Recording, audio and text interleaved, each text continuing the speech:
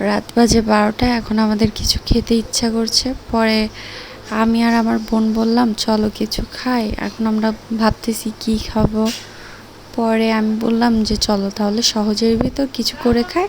সহজের ভিতর বলতে নুডলসটাই আছে। পরে ও আর আমি রান্নাঘরে গেলাম দুজনে মিলে। ও সিদ্ধ করতে দিল নুডলসটা। আমি দাঁড়িয়ে দাঁড়িয়ে দেখছিলাম আর বলছিলাম তোর হাতের সব কিছুই আমার খেতে খুব ভালো লাগে।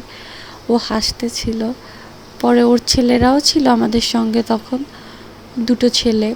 পরে নুডলসটাও সহজভাবেই রান্না করলো। সহজ, কিন্তু আমার কাছে খুবই ভালো লেগেছে। এভাবেই খাই সহজভাবে। পরে ও একটা ডিম পোস্ট করে উঠিয়ে রাখছিল, একটা ঝুড়ি ঝুড়ি করে ভেজে নিল যে নুডলসের সঙ্গে মিক্সড করে ফেলবে।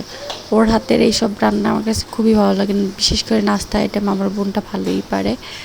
পরে আমরা দুই বোন খেলাম, সাথে আমার দুইটা ভাগ্নে, ওরাও খেলো। আমার মেয়েটা ঘুমছিল। সবাই আমাদের জন্য বেশি বেশি করে দোয়া করবেন, লাইক কমেন্ট করে পাশে থাকবেন ও ভিডিওটি শেয়ার করে দিবেন। আল্লাহ হাফেজ।